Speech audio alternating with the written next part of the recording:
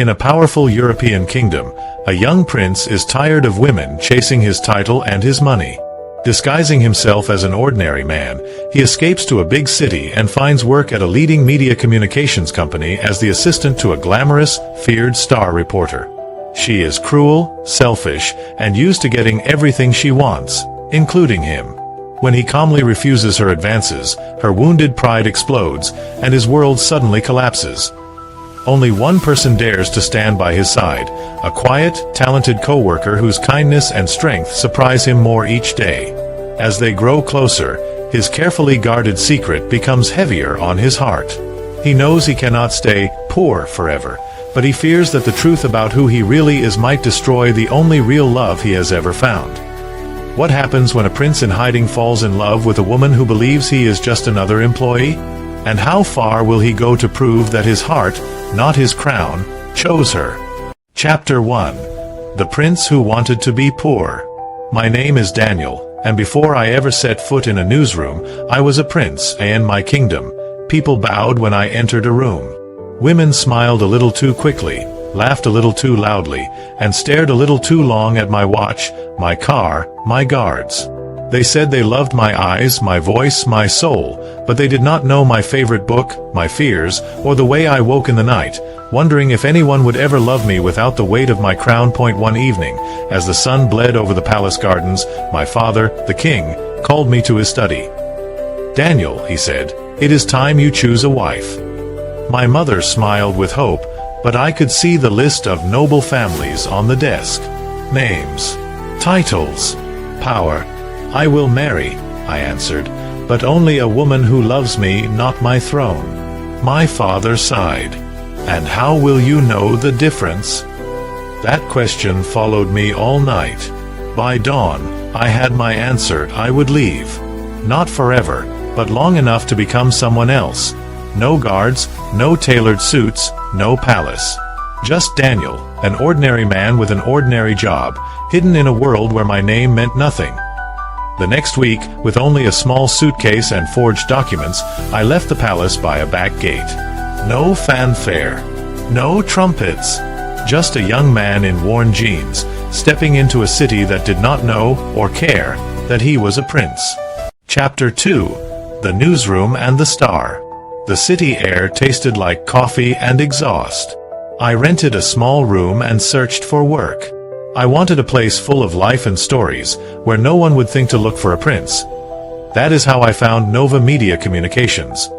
From the street, their tower was all glass and steel, with giant screens showing breaking news. Inside, people rushed with cameras, laptops, and cups of cold coffee. They asked my name. I simply said, Daniel Vega, the simple surname our staff used at the palace. I applied for the position of assistant. They asked if I could handle pressure. I smiled. Pressure was the only thing I truly knew. A week later, they called. "You will assist our top reporter, Elena Marquez," the HR manager said. "She is demanding, but she is the face of the company." I met Elena on my first day. She was tall, elegant, with perfect hair and a smile that never reached her eyes. Everyone moved out of her way. She wore the kind of clothes that silently screamed money and success. "You're the new one?" she asked, looking me up and down. "Yes." "Daniel." "Fine. Bring my coffee black.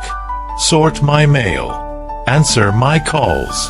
Be invisible unless I ask for you." She turned away before I could answer. In that same office, at a row of desks, I noticed another woman. She had long red hair tied in a loose ponytail, green eyes, and simple clothes that somehow made her look brighter than the room. She laughed with a colleague, then glanced my way for a second and gave me a small, sincere smile. I did not know her name yet, but somehow that one smile felt more real than all the flattery I had received in the palace. Chapter 3. Rejection Has a Price. Working for Elena was like living inside a storm.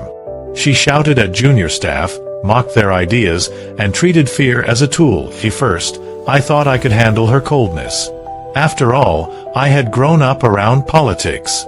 But cruelty is different when you see it up close. aimed at people who cannot defend themselves. One night, after a long day of live reports, Elena asked me to stay late. We went to a rooftop restaurant to celebrate ratings, she said. She ordered the most expensive wine without looking at the menu. The city lights spread at our feet like a second sky. "You're different from the others," she said, playing with the stem of her glass. "You don't tremble when I shout. You look at me like I'm just a woman, not a star." "Because you are," I replied. "A woman, I mean." She leaned in, eyes sharp. "Do you find me attractive, Daniel?" I hesitated. She was beautiful, yes. But beauty without kindness feels like glass, smooth, cold, and easy to break.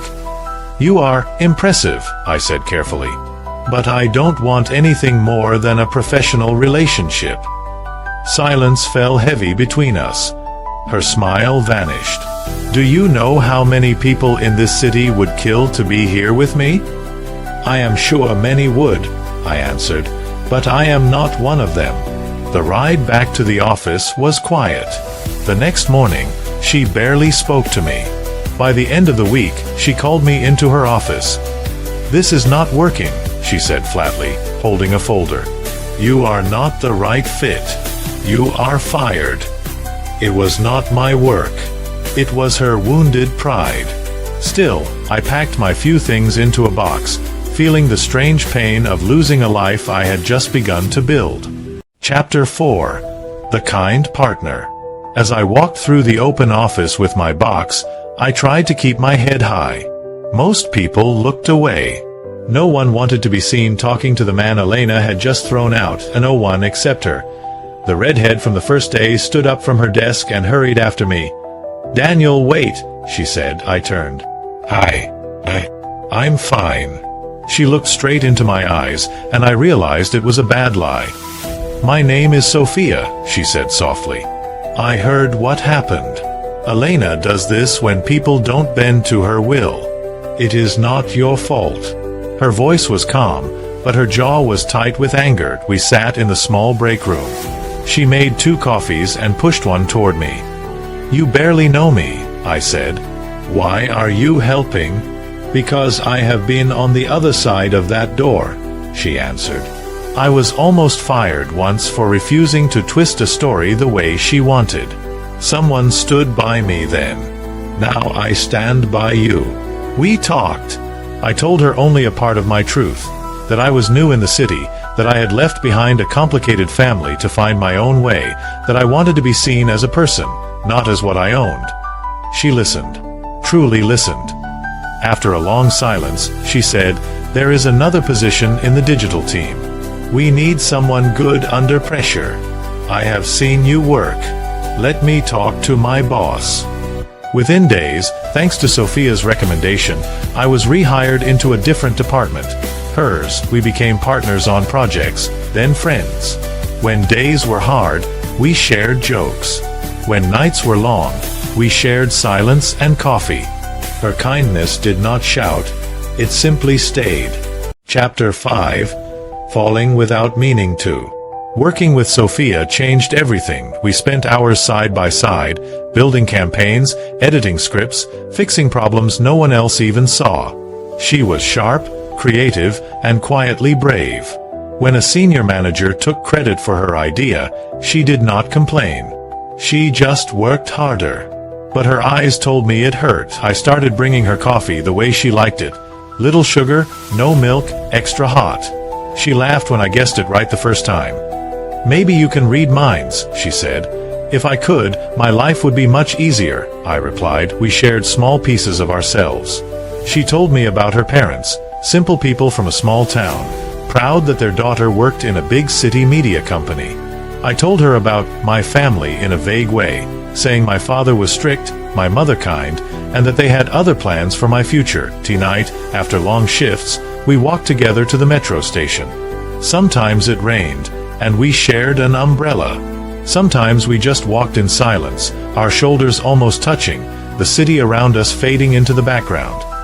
The first time I realized I was in love with her, we were in the office on a Friday evening. Everyone else had left. She fell asleep for a moment at her desk, her head resting on her crossed arms, red hair spilling over the keyboard. In that quiet moment, I looked at her and thought, this is the woman I was searching for. Not because she was beautiful, though she was. Not because she was perfect, because she was not. But because with her, I felt seen, not as a prince, not as an assistant, just as a man. And yet, between us stood the lie of who I was. Chapter 6. The Weight of a Crown. Weeks turned into months. Our bond deepened. We started spending weekends together, visiting small museums, street markets, cheap theaters. We were not rich, at least not in her eyes, but we were happy.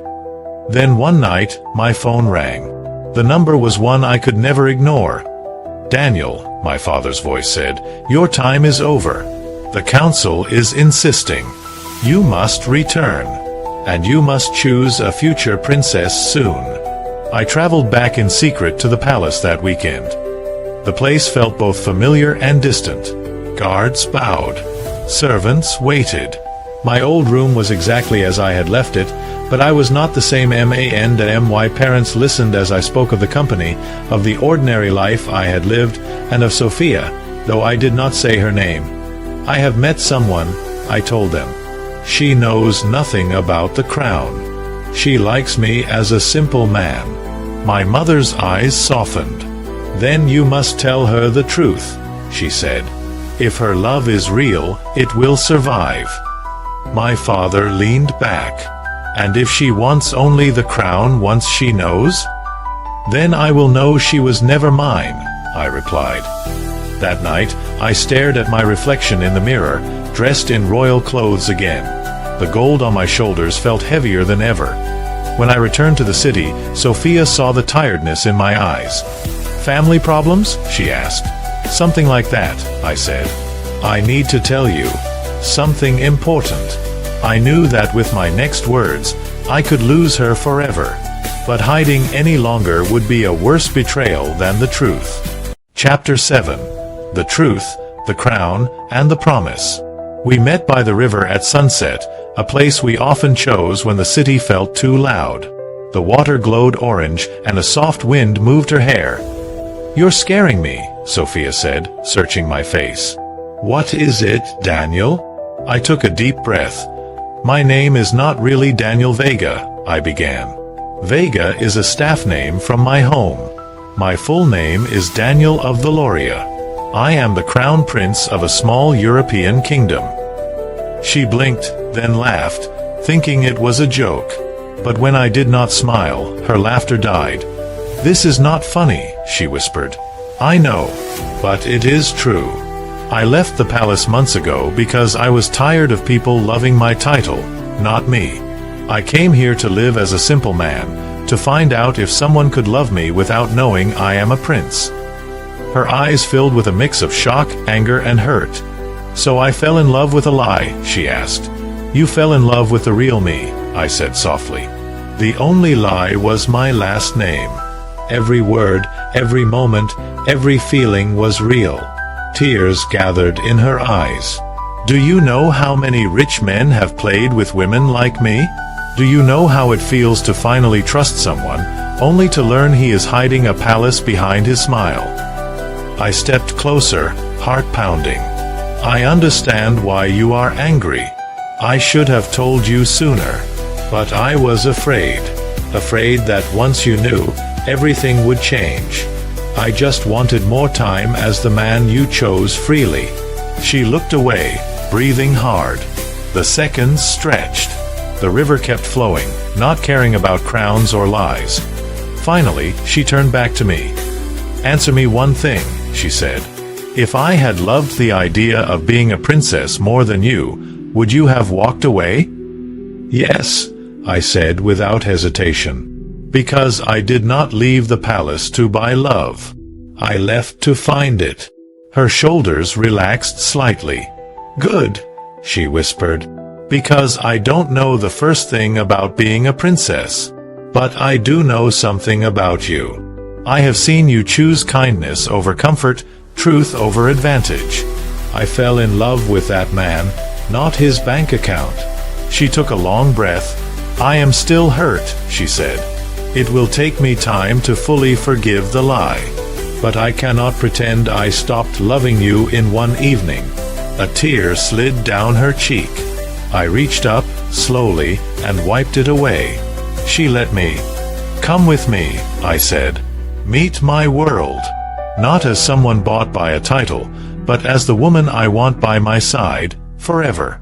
If you ever feel that the crown is louder than my heart, you can walk away, and I will accept it. But I hope you will stay. Weeks later, Sophia walked through the palace gates by my side. She met my parents, not as a subject, but as the woman their son had chosen. She stumbled over the rules. She laughed at the formal dinners. She asked honest questions in rooms where people usually whispered. And she never once treated me differently because of the crown. In time, the kingdom came to know her. Not as the girl who married into power, but as the woman who said what she thought, who stayed simple even in silk, who reminded their prince to look beyond the walls and listen to ordinary hearts.